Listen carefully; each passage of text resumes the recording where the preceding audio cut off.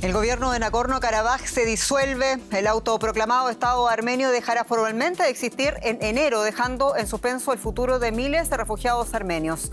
Soy Jenny Pérez, aquí en Berlín para Deutsche Welle. Destacamos: más de la mitad de la población de Nagorno-Karabaj huyó a Armenia después de que Azerbaiyán tomara el control de ese territorio reconocido internacionalmente como propio y luego del arresto de su ex líder. Ampliamos los detalles. La Unión Europea trata de alcanzar nuevas reglas sobre migración. Los cambios tienen como objetivo aliviar la presión de los países de primera línea y reubicar a los que llegan a otros estados de la Unión Europea. Con todo, el Pacto Migratorio Europeo aún sigue en punto suspensivo. Y mujeres de toda América Latina salen a las calles para defender el avance de derechos reproductivos que consideran hoy en peligro. En esta edición pondremos la lupa en Argentina, en plena campaña electoral incierta sobre el tema. Se lo contamos.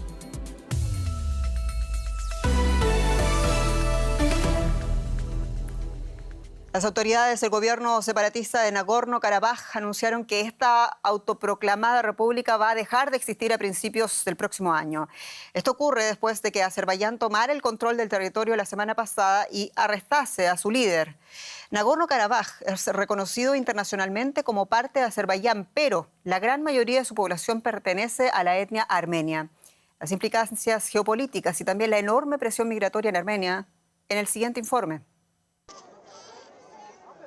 No hay vuelta atrás. Estos refugiados huyeron de Nagorno-Karabaj a Armenia con lo poco que podían cargar. Su hogar, tal y como lo conocían, se está desintegrando. El gobierno separatista dice que dejará de existir a partir del próximo año, cediéndole el control a Azerbaiyán. Es doloroso. ¿Qué puedo decir? Nacimos y crecimos aquí en Nagorno-Karabaj. Ahora no queda nada sino polvo. Nuestras vidas han sido anuladas. Un armenio karabají no puede vivir bajo el yugo de Azerbaiyán. Nuestra madre armenia solía defendernos. Nos sentíamos seguros y vivíamos como armenios. El gobierno azerbaiyano ha prometido facilitar la integración de los armenios étnicos en Nagorno-Karabaj a la República de Azerbaiyán.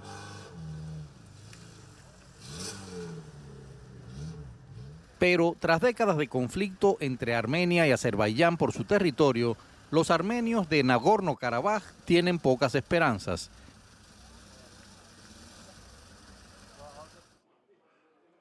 El primer ministro armenio ha acusado a Azerbaiyán de llevar a cabo una limpieza étnica. Continúa el éxodo de armenios de Nagorno-Karabaj como resultado de las políticas de limpieza étnica de Azerbaiyán. El análisis muestra que en los próximos días no quedará ningún armenio en Nagorno-Karabaj. Es un acto de limpieza étnica. Más de la mitad de la población armenia de Nagorno-Karabaj ha huido del territorio a sabiendas de que probablemente jamás regresarán a sus hogares. Y ampliamos esta noticia con Santiago López González en Goris, Armenia. Santiago, decíamos, medios internacionales hablan de la llegada explosiva de refugiados hasta ese lugar. ¿Está preparada Armenia para tal presión migratoria? Jenny, pues Armenia es un país pequeño que pronto se verá saturado por la llegada de estos refugiados y pronto necesitará hacer un llamado a la comunidad internacional. Para darle algunas cifras para dimensionar la situación, en los primeros días el gobierno armenio estimaba la llegada de 40.000 personas a través de la frontera. Ya al día de hoy la cifra llega a los 76.400, excede todos los números que tenía previstos el gobierno de Yerevan. Lo que yo he visto a lo largo de estos 3 días en la frontera es un buen engranaje entre el gobierno de Armenia y la Cruz Roja de este país para dar esa primera atención a los refugiados una vez llegan al territorio armenio. Una ayuda que puede ser simple, pequeña, pero se les da una primera asistencia para llegar al territorio armenio después de largas jornadas de viaje. A algunos les ha tomado hasta 3 días poder llegar a la ciudad de Goris, en la frontera entre Armenia y la región de Nagorno-Karabaj. Conversando con algunos de ellos, simplemente piden que el gobierno les dé la oportunidad de un trabajo. Muchos no están esperando que el gobierno armenio tenga que darles subsidios, casa o algún tipo de alojamiento, sino que tengan la posibilidad de trabajar para comenzar a recuperar su vida a través de un ingreso económico que ellos puedan tener. Santiago López González, muchas gracias y hasta pronto. Y en otro tema de este día, los ministros del Interior de la Unión Europea se reunieron en Bruselas para tratar de avanzar en un plan común migratorio. Pero el debate en plena crisis migratoria en el Mediterráneo genera reacciones dispares entre los 27. Sin embargo, dicen que hoy Europa estaría más cerca de la posibilidad de llegar a un acuerdo unificado. ¿Qué dice de todo esto Alemania? Alemania ha manifestado que está dispuesta a endurecer las reglas para demandantes de asilo y migrantes que lleguen a territorio europeo. En Bruselas todos los ojos estaban puestos en Alemania. ¿Daría el país luz verde a un nuevo pacto para afrontar las crisis migratorias en Europa? He manifestado mi acuerdo en nombre del gobierno alemán porque permitir que se apruebe la legislación del Sistema Europeo Común de Asilo es de vital importancia para nosotros. El reglamento de crisis se aplicaría, por ejemplo, en momentos de llegadas masivas de migrantes a Europa. En ese caso, permitiría a los Estados miembros relajar ciertas regulaciones.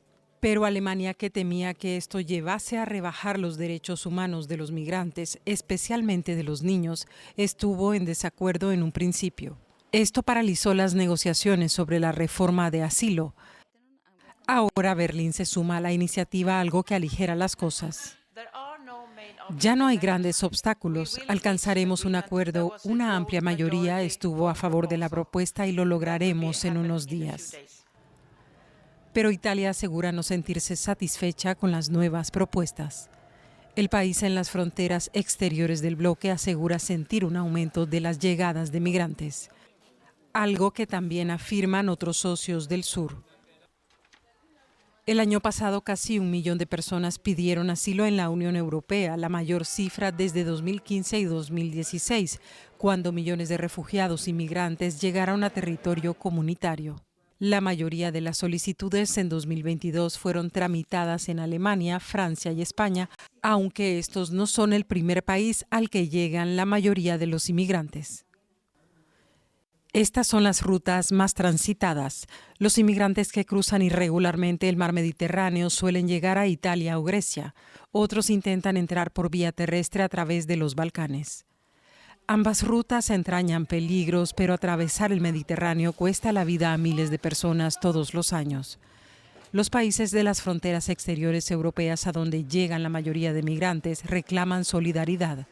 Piden un reparto equitativo entre los socios. El difícil consenso en torno a este asunto ha profundizado las divisiones entre naciones, algo que los ministros de Interior aún no han logrado subsanar. Y queremos ampliar naturalmente las novedades y lo hacemos con el periodista Gerard Fagueda Soler, quien nos recibe desde esta hora en directo desde Bruselas. Gerard, saludos. Y decíamos, las reuniones de hoy concluyeron con optimismo, pero veremos un pacto migratorio y de lograrse, ¿cuál sería el real impacto?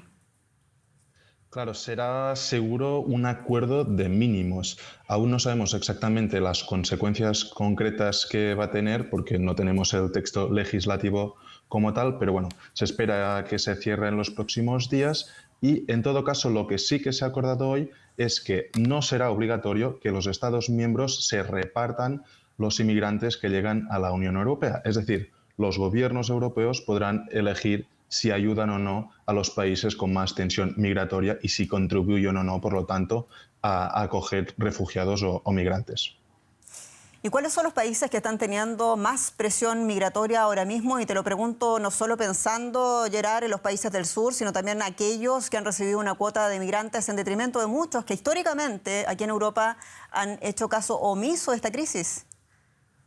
Exacto, los países que ahora mismo están recibiendo más inmigrantes son los países mediterráneos. Lo vemos en España en las Islas Canarias, en Grecia a través de Lesbos o últimamente en la enésima crisis migratoria de la isla italiana de Lampedusa, que se ve otra vez muy sobrepasada.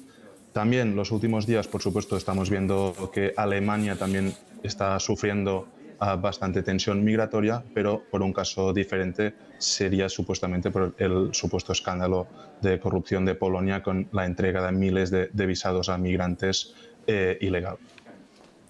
Gerard Faqueta Soler, muchas gracias por estas informaciones allá en Bruselas. Muchas gracias a vosotros. Y este jueves se dieron a conocer los galardonados con los llamados premios Nobel alternativos otorgados por la fundación sueca Right Livelihood Award. Y estos premios honran a activistas, a organizaciones que trabajan buscando soluciones para los cambios más urgentes que necesita el mundo.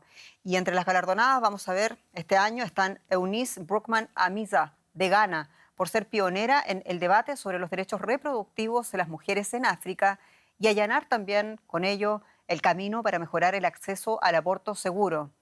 Así como también Phyllis Omido, de Kenia, por su lucha por la protección del medio ambiente. El premio también fue otorgado al grupo ambientalista Mother Nature Camboya y la organización humanitaria SOS Mediterráneo, que fue igualmente distinguida por sus misiones de rescate en alta mar. Esta ONG afirma que solo este año ha salvado a decenas de miles de migrantes de morir ahogados. Y es allí donde queremos presentarles nuestra siguiente historia. Este es el Ocean Viking. El barco y su tripulación llevan a cabo la misión de SOS Mediterráneo de salvar a quienes tienen dificultades durante la peligrosa travesía de cruzar el mar Mediterráneo, donde miles de personas mueren cada año en naufragios. Solo este año, SOS Mediterráneo rescató a casi 40.000 personas. El barco de salvamento opera principalmente frente a la costa de Libia, punto de partida para muchos de los precarios abarrotados botes utilizados por los traficantes. Los migrantes rescatados son llevados luego a puertos italianos cercanos. La directora de SOS Mediterráneo espera que el Nobel alternativo ayude a que la sociedad tome conciencia sobre este problema. Me gustaría que la gente se diese cuenta de que el problema en el Mediterráneo central todavía continúa. Todavía hay muchas personas que huyen de Libia y Túnez tratando de encontrar un lugar seguro y arriesgando sus vidas para lograrlo. Este año ya hay más de 2.500 muertes registradas. La gente no debería tener que arriesgar su vida para encontrar seguridad.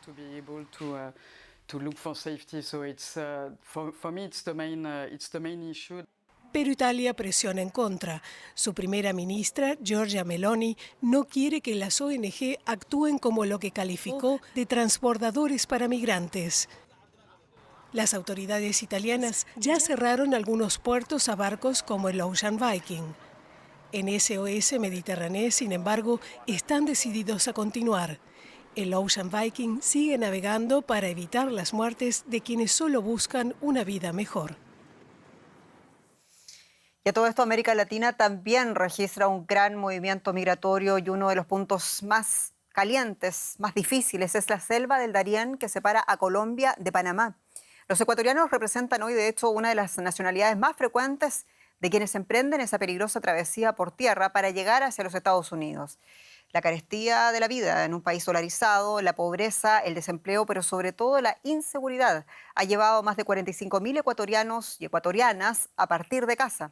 Pero algunos, como veremos en el siguiente informe, no llegan a destino.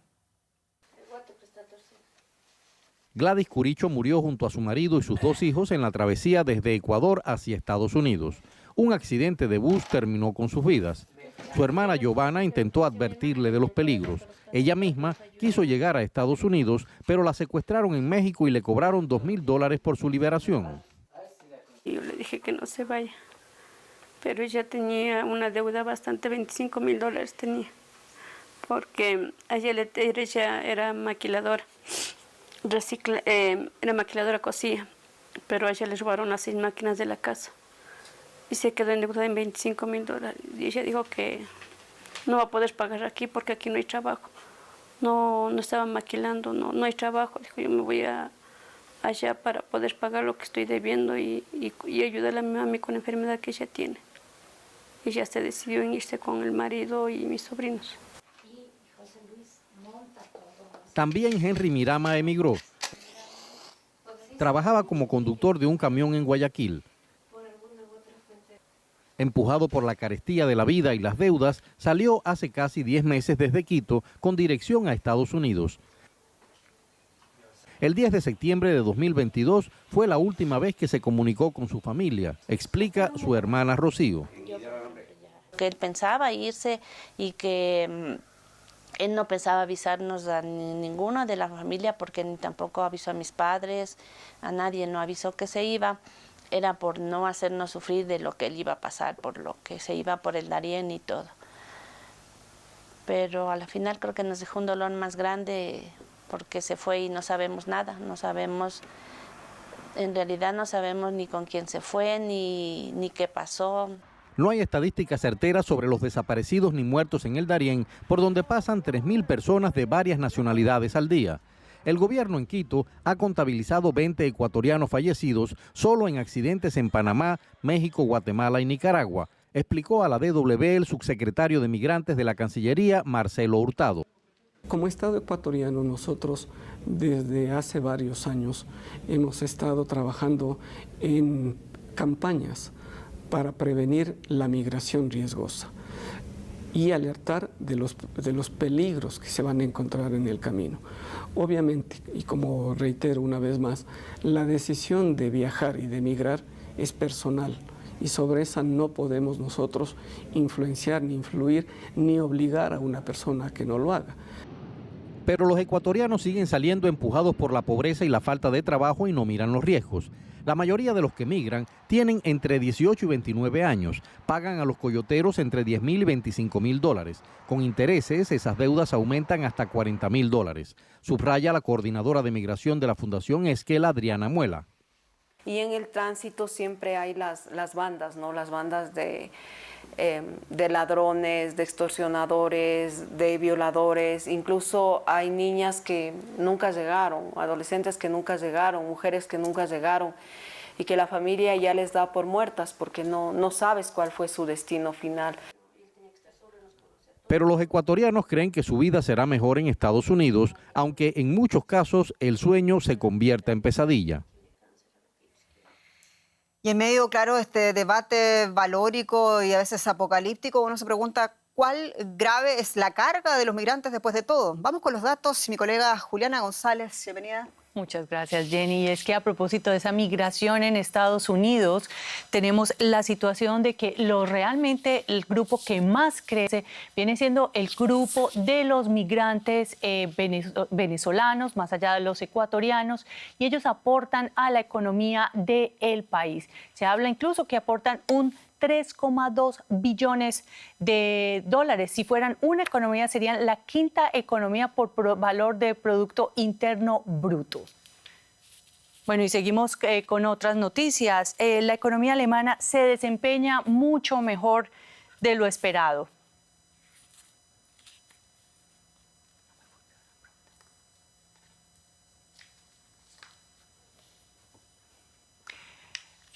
Y a propósito, bueno, teníamos un problema técnico y ahora vamos a hablar de otro tema. El otro tema que tenemos es el de la economía alemana, que se desempeña peor de lo esperado.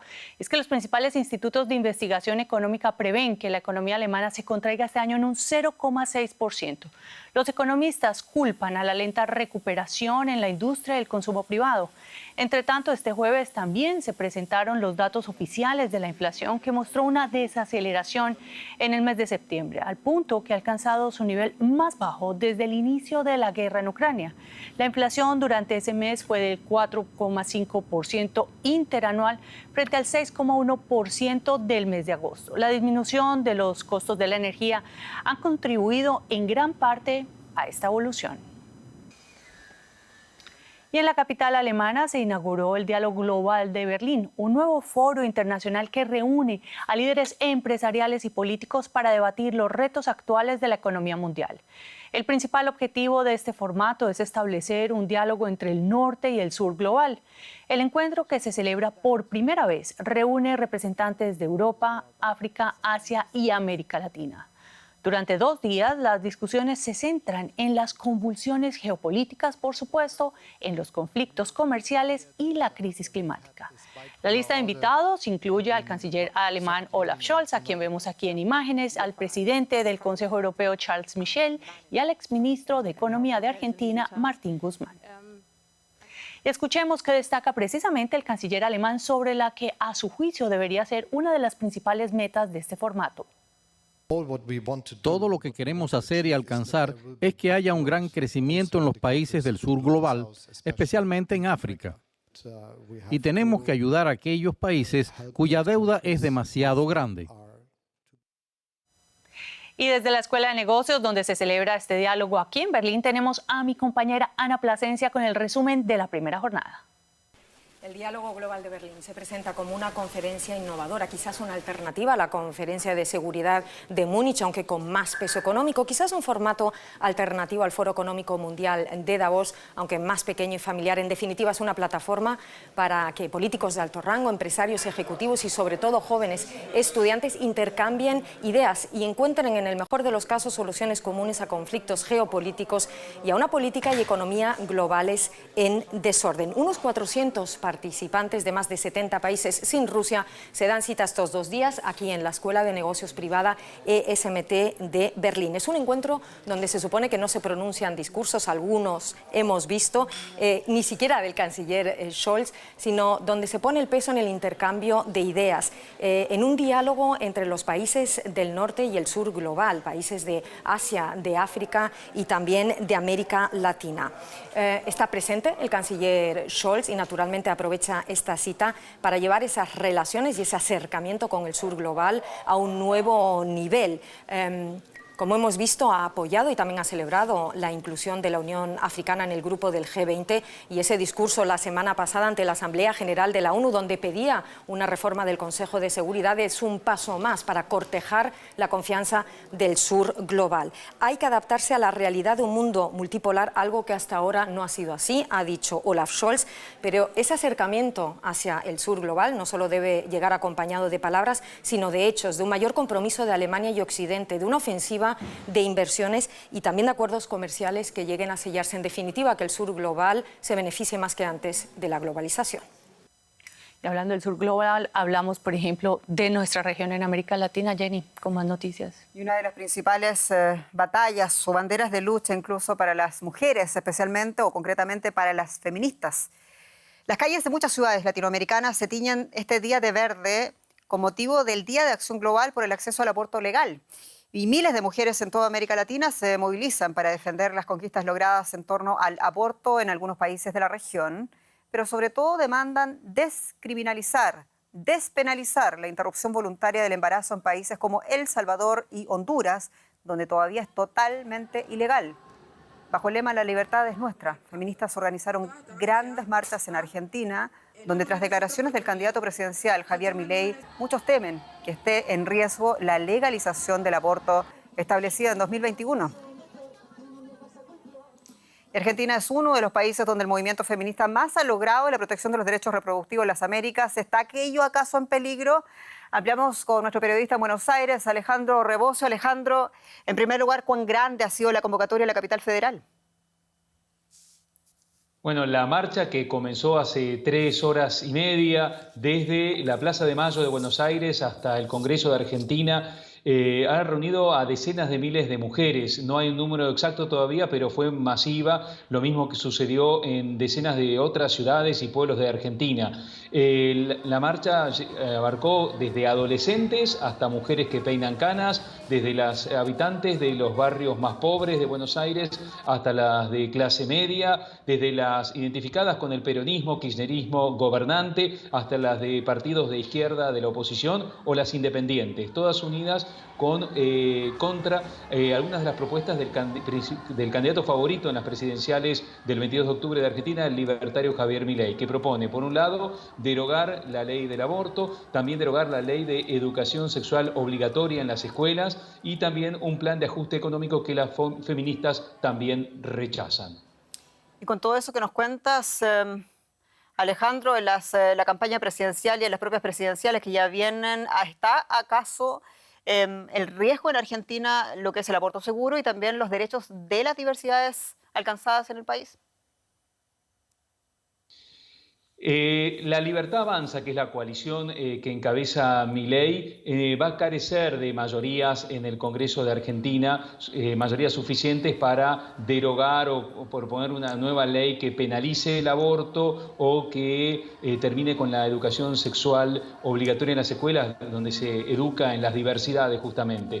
Sin embargo, Milei propone convocar un referéndum para intentar penalizar otra vez el aborto. Y recordamos que la sociedad argentina se dividió mucho sobre el aborto cuando se votó en 2018 en el Congreso y en ese momento se rechazó, o después en 2020 sí se terminó aprobando, pero bueno, seguramente Milei buscará volver a polarizar a la sociedad argentina en un momento donde la sociedad argentina está girada hacia la derecha. Pero una vez que se apruebe ese referéndum no va a ser vinculante y va a tener que ir al Congreso y intentar convencer a diputados y senadores del peronismo y también de la coalición Juntos por el Cambio, que abarca desde el centro hasta la derecha.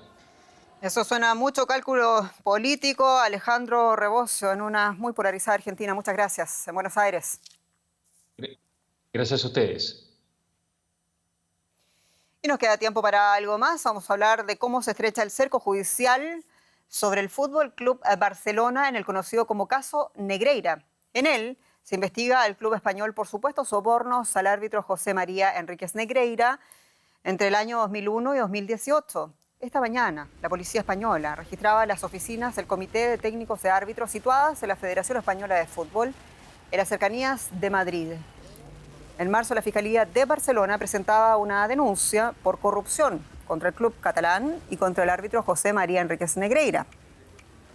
El Barça está acusado entonces de haber pagado a Negreira sobornos que en total superan los 7 millones de euros, unos pagos que el colegiado, según la investigación, aceptó. Y aquí concluimos este recorrido por las noticias del mundo. Mi nombre es Jenny Pérez. Son noticias desde el corazón de Berlín, Deutsche Welle en español para ustedes. Muchas gracias por su atención y confianza. Hasta pronto.